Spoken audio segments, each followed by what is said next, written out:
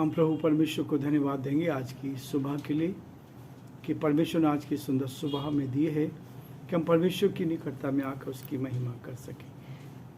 आज के दिन की शुरुआत प्रभु के वचन के साथ करना चाहते हैं ताकि हम पूरे दिन भर नई ताजगी को प्राप्त करें। आप सभी का स्वागत आज के डिवोशन में, आप सभी का वेलकम है। प्रभु आप सबको बहुत आशीष दे और दिन भर आप उसके प्रेम में बढ़ते चले जाएं, उसकी महिमा कान बन सके। आज का दृष्टांत है जंगली बीज का दृष्टांत है जो बाइबल में पाया जाता है। मत्ती उसका 13वां अध्याय उसके 24 पद से लेकर और उसके 30 पद तक मैं आपके सामने पढ़ूंगा। यीशु ने उन्हें एक और दृष्टांत दिया। स्वर्ग का राज्य उस मनुष्य के समान है जिसने अपने खेत में अच्छा बीज बोया, पर जब लोग सो रहे थे तो उसका शत्रु आकर गेहूं के बीज जंगली बीज बोकर चला गया। जब अंकुर निकले और बालें लगी तो जंगली दाने के पौधे भी दिखाई दिए। इस पर गृहस्थ के दासों ने आकर उससे कहा, हे स्वामी, क्या तूने अपने खेत में अच्छा बीज ना बोया था? फिर जंगली दाने के पौधे उसमें कहाँ से आए? उसने उनसे कहा, यह किसी शत्रु का काम है।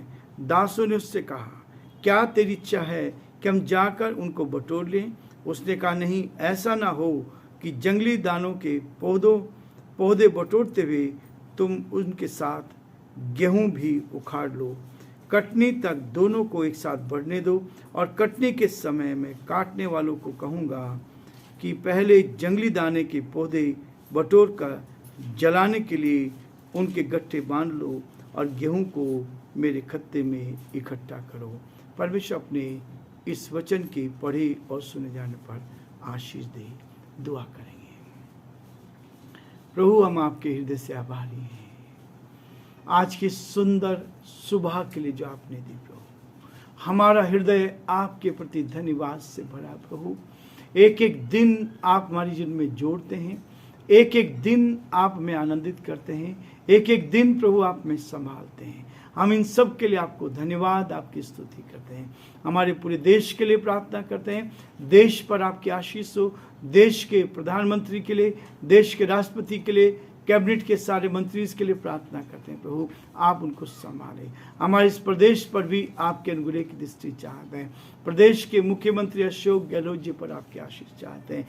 हर सभी प्रदेश के सारे मुख्यमंत्री के लिए प्रार्थना करते हैं। पुलिस प्रशासन को आपके हाथ में सौंपते हैं, डॉक्टर्स को, नर्सिस को, सबको आपके हाथ में सौंपते हैं। जो बीमार हैं उनको आपके हाथ में सौंपते हैं। प्रभु जी, आप उन सब की सुधि ले, आप उनकी मदद करें। जिनको जो जिम्मेवारी आपने दी है उसको उठाने की सामर्थ शक्ति प्रदान करें। सारी कलीसियाओं के लिए, कलीसियाओं के सारे पासबानों के लिए प्रार्थना करते हैं। पूरे देश की कलीसियाओं के लिए प्रार्थना करते हैं। जो सताव है प्रभु जी, उस सताव में प्रभु आप हरेक को सुरक्षित रखें। प्रभु जी, आनंदित रखें, खुशहाल रखें। प्रभु, हम प्रार्थना करते हैं अंधकार की ताकत दूर की जाए, और जो सताव के रूप में प्रभु सामने है उन सब के लिए प्रार्थना करते हैं। प्रभु, आप उनके मन को बदल, उनके हृदय को बदल प्रभु जी, ताकि वो आपको जाने, आपको पहचाने, आपके प्रेम का एहसास कर सके। सारे आपके सेवकों के लिए प्रार्थना करते हैं। जयपुर के सारे पासबानों के लिए प्रार्थना करते हैं। राजस्थान के सारे पासबानों के लिए, हमारे देश के सारे पासबानों के लिए,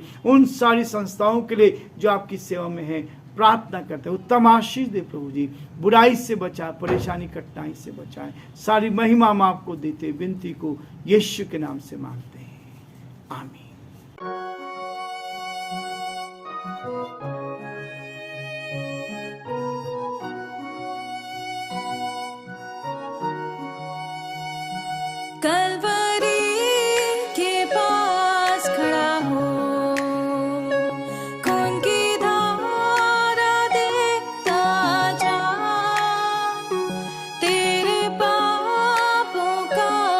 यही दान दे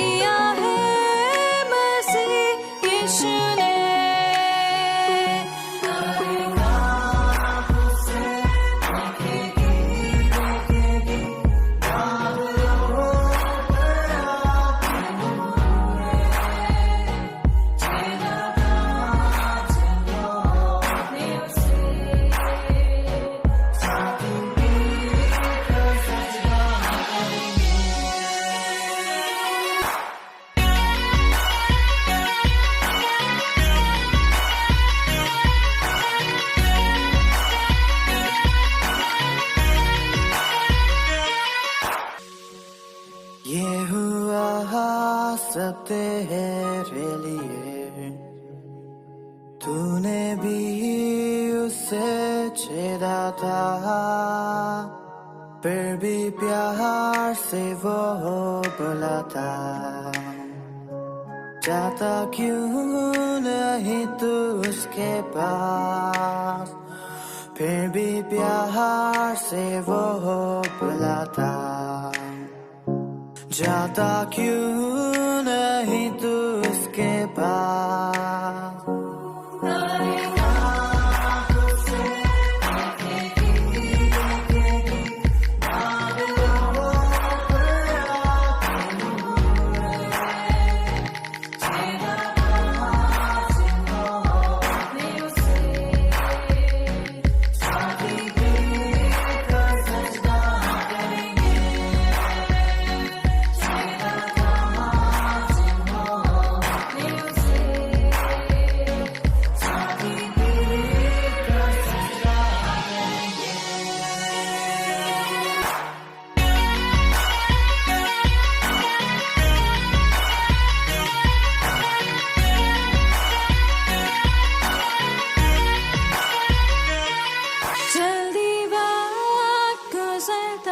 जाता है, रात अंधेरी आती है, तौबा कर दरवाजा होगा बंद, कुछ ना होगा फिर पछताने से। तौबा कर दरवाजा होगा बंद, कुछ ना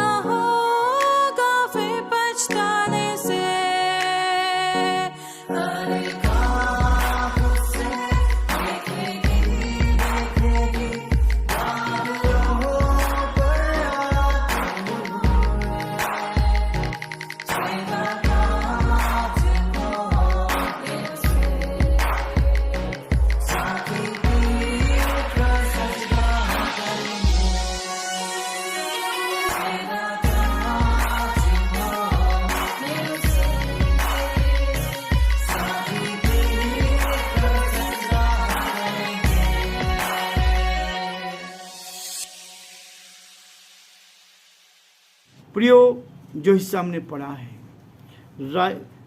जंगली बीज का दृष्टांत है। ये छठा दृष्टांत है। इससे पहले हम 5 देख चुके हैं और आज फिर से प्रभु यीशु मसीह ने जो दृष्टांत कहे हैं उनका क्या अर्थ है, इस बात को हम देखने की कोशिश करेंगे। एक बहुत अच्छा भला किसान था, उसके पास अच्छा खेत था। उस खेत में उसने उसको तैयार किया और जब खेत को तैयार किया उसमें उत्तम किस्म का बीज बोया, उत्तम से उत्तम बीज बोया। और उस बीज को जब बो चुका, पूरी खेती अच्छी तैयार होगी, खाद डाल दिया और अच्छा बीज उसमें डाल दिया, तब क्या हुआ, जब सब सो रहे थे तो रात में शत्रु ने आकर उसमें जंगली बीज भी डाल दिए, दूसरों का नुकसान करने के लिए। और यहां जो दृष्टांत है इस बात को कहता है, व्यवहारिक दृष्टि से हम इस बात को देख रहे हैं। परमेश्वर का वचन कहता है, और जो कोई प्रभु के साथ चलता है वो उत्तम से उत्तम पदार्थ को पाता है, उत्तम से उत्तम पदार्थों को पाता है। यहां कहता है 3 बातें मैं आपके सामने रखूंगा। इस संसार का स्वामी परमेश्वर है। प्रियो, इस सारी सृष्टि को बनाने वाला परमेश्वर है। उसने इस सारे संसार को बनाया और इस पर पूर्ण तरह से नियंत्रण परमेश्वर का है। जबकि परमेश्वर के विरोधी शैतान ने इस संसार में बहुत सारी बुराइयां उत्पन्न कर रखी है। संसार में बुराई, परमेश्वर ने इस संसार को बनाया लेकिन शैतान विरोधी है, वो उसने बहुत सारी बुराइयों के संसार में रखा। हम इस पाप में संसार में रहते हैं, चारों तरफ पाप है, पाप की गंदगी है, उस पाप में हम जीवन जी रहे हैं। और इसलिए कई बार निर्दोष होते हुए भी हमें बहुत से कष्टों का सामना करना पड़ता है, बहुत से कष्टों का सामना करना पड़ता है। और ये कष्ट हमारे जीवन में किसी भयंकर बीमारी के रूप में आ सकते हैं, दुर्घटना के रूप में आ सकते हैं, चोरी डकैती आदि के रूप में आ सकते हैं। ये सारी समस्या हैं, इनसे हमें दुख होता है, कई बार ये समस्या आती, दुख होता है, परंतु हमें अपना संपूर्ण ध्यान मृत्यु के पार अनंत जीवन की ओर लगाना है। प्रियो, अनंत काल का जीवन प्रभु ने रखा है। ये समस्याएं तो आएंगी, ये परीक्षा तो आएंगी, ये समस्याएं तो आएंगी, लेकिन सबसे पार चल के अनंत काल के जीवन की ओर लगाना, क्योंकि वही विश्वासियों का प्रतिफल है। हमारे जीवन में प्रतिफल क्या है? वो स्वर्ग की ओर जाना है। हमारे जीवन उस अनंत काल की तुलना में भाप के समान है।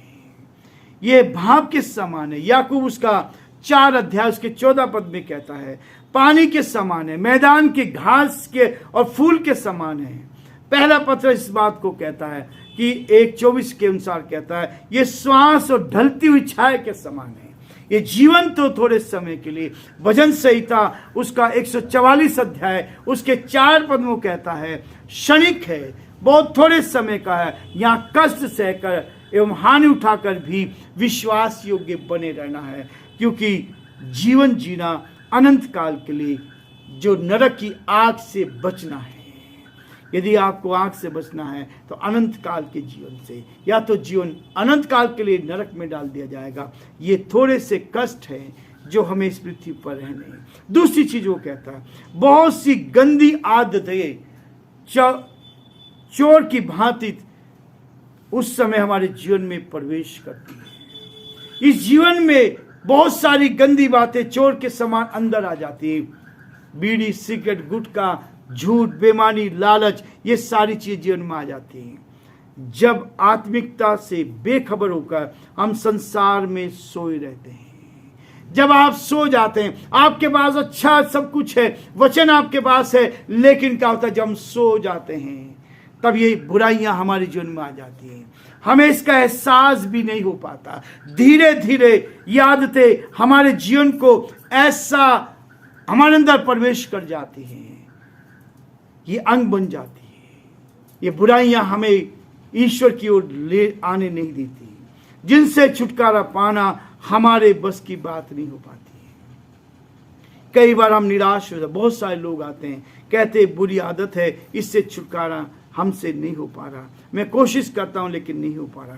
इन आदतों का प्रभाव शीघ्र ही हमारे कार्यों में, हमारे व्यवहार में, हमारी बातचीत में, हमारे चरित्र में, हमारे सामने प्रकट होता है, और इससे खराब आदतों से संपूर्ण परिवार को हानि उठानी पड़ती है। ये होता है जिससे एक बुरी आदत पूरे परिवार को नुकसान पहुंचाता है। इनके परिणाम केवल हम जीवन में दुखदायी होते हुए देखते हैं, परंतु मृत्यु के पश्चात अनंत काल जो हमें मिलेगा ताजगी के कारण भी ठहरते हैं। इसलिए उस अनंत काल में भी हम प्रवेश नहीं कर पाएंगे। प्रियो, तीसरी चीज वो कहता है, हमको हमेशा परमेश्वर के भय के लिए अपने विवेक को जागृत रखना है। उसका भय हमारे अंदर होना चाहिए, हमारे विवेक को भी जागृत रखना है, ताकि हम जिनका विवेक मर जाता है, जिनका विवेक मर जाता है, इफिसियों उसका 4 अध्याय 17 और 9 के अनुसार कहता है, जो आत्मिक रूप से सो जाते हैं, जो आत्मिक रूप से सो जाते हैं, उनके बीच शैतान बड़ी आसानी से आ जाता है। आत्मिक रीति से जो सो जाते हैं, उनके जीवन में शैतान बड़ी आसानी से आकर और दुष्ट जंगली बीज डाल जाता है, दुष्टता का जंगली बीज बो जाता है। ये इस बात को बताता है हमें जागृत रहना, सोना नहीं है। जब सो जाता है तो शैतान बहुत जल्दी आता है। विशेष रूप से आज वर्तमान संसार में विभिन्न प्रकार के प्रलोभन हैं, लालच है। बुराइयों से बचने का एकमात्र उपाय यही है कि हम उसके वचन की शिक्षा के प्रकाश में चलें। प्रभु चाहता है इस वचन को लेकर चले, तब आप जागृत रहेंगे, सचेत रहेंगे, परमेश्वर आपको बहुत आशीष देगा। इन 3 बातों को स्मरण करना है ताकि हम प्रभु के साथ सचेत होते चले जाएं। बुरी आदत हमारे अंदर नहीं आए, लेकिन परमेश्वर का वो गहरा प्रेम, ये वचन हमारे जीवन में कार्य करे। हम सो नहीं जाए, हम अपने आप को जागृत रखें, और तब परमेश्वर आपको आशीष से भरपूर करेगा। प्रभु आप सबको बहुत आशीष दे।